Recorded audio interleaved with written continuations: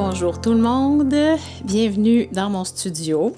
Aujourd'hui, j'ai la grande joie de vous montrer, vous les avez déjà vus, mais de vous expliquer, pas trop pressé en 1 minute 30, là, comme d'habitude, de vous présenter mes collections d'éphémères et de papier design. Alors, j'ai travaillé extrêmement fort pour produire ces 8 collections-là. Donc, il y a 7 collections d'éphémères. Les éphémères, c'est des images qui sont à découper et à utiliser dans vos projets, soit scrapbooking, en journal, carterie, etc. Donc, chaque dessin a été fait par moi en mixed media. Après, on a photographié de façon professionnelle. Et j'ai fait un montage pour vous en offrir de différentes grosseurs pour multiplier les usages dans vos projets. Et j'ai prévu ces paquets-là avec une étiquette que vous pouvez découper ici et je vais vous montrer mon système de rangement. Mais avant, je vais faire un petit tour. Donc ici, vous avez vu la collection J'ai les bleus. Joyeux éléments ici, je m'en sers beaucoup de ça.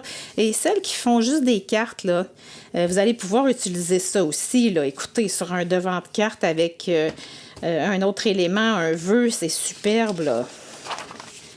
Vous allez voir, j'ai beaucoup de projets à vous montrer. Collection plus douce ici, 12 éléments. Et il y en a, hein? Je vous en ai mis vraiment beaucoup. Fleurs éclatées. Celle-là, je m'en sers dans un cours en ligne qui s'en vient en octobre. Ici, la forêt enchantée. Il y en a vraiment. Il y en a plus dans ce paquet-là encore que dans les autres. On a été très généreux. Et j'ai pas tous les autres. Il me manque la collection tropicale et les papiers design.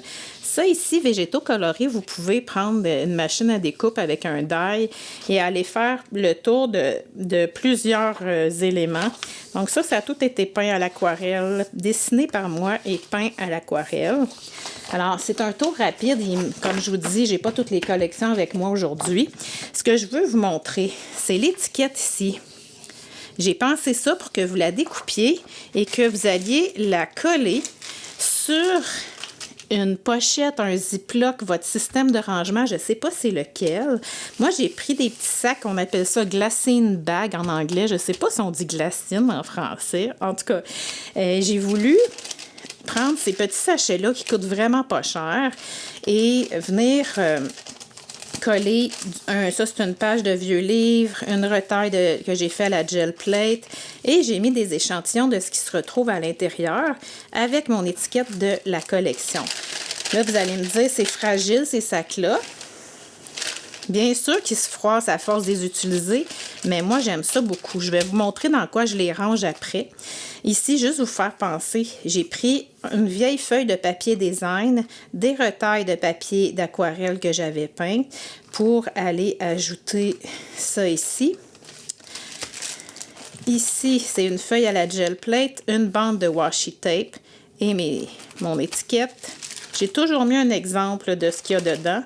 Donc, j'ai cousu ici sur cette retaille-là. Bien sûr, je ne pouvais pas coudre à travers, là.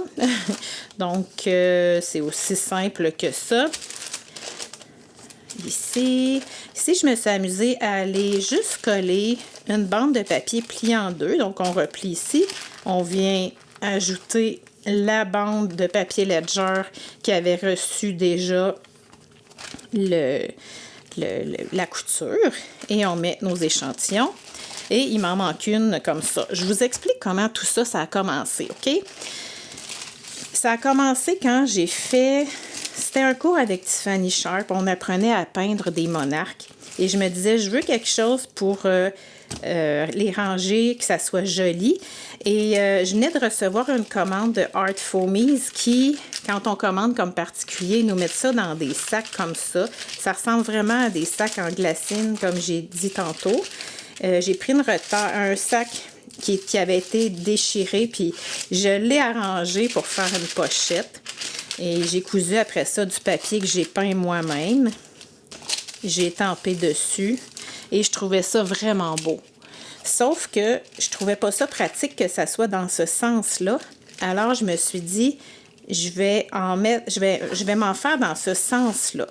Et au même moment, à peu près, j'avais vu Tiffany Sharp qui avait fait des enveloppes comme la mienne ici, mais juste en papier craft, avec un petit bout d'une petite fenêtre aussi qu'on voit à travers, mais c'était uniquement du papier craft. Il n'y avait rien de collé dessus, pas de couture, pas de décoration. Puis je me suis dit, moi, je vais mettre ça à ma sauce. Et ma sauce, c'est de me faire des pochettes comme ça qui vont accueillir, parce que là, attachez votre tuque, j'en ai beaucoup. Je me suis trouvé des paniers comme ça.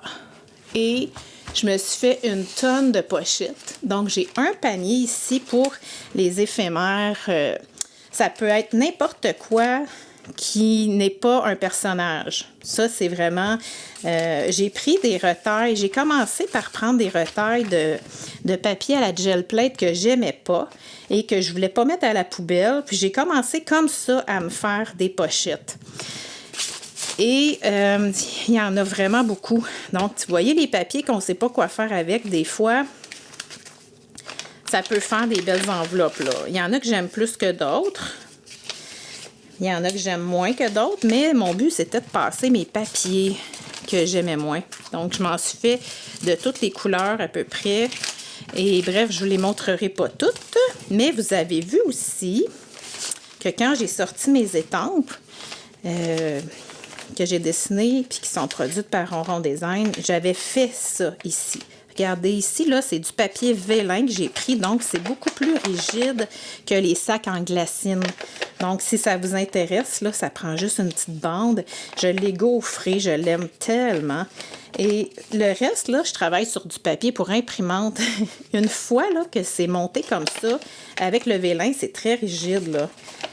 Ici aussi, j'avais gaufré dessus. Bref, je voulais que ça soit joli dans mon rangement.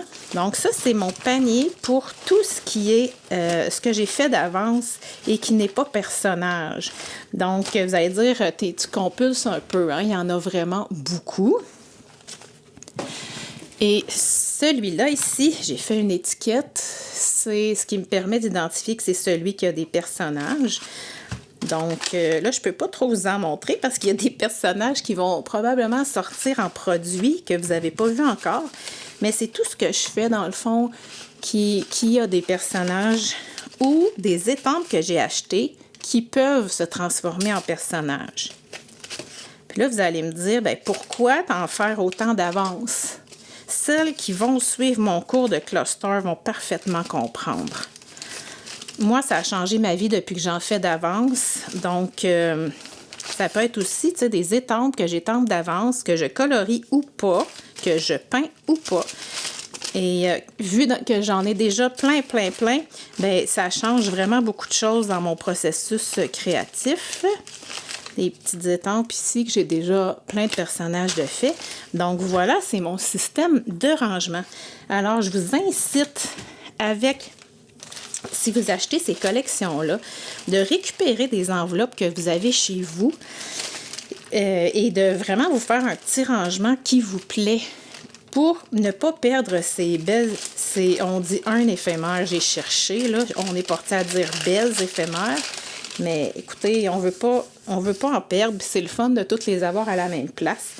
Alors, c'était ça. Si vous avez des questions, laissez-moi-les dans les commentaires, mais c'était mon système de rangement que j'aime vraiment beaucoup, que je voulais vous montrer aujourd'hui. Alors, à bientôt!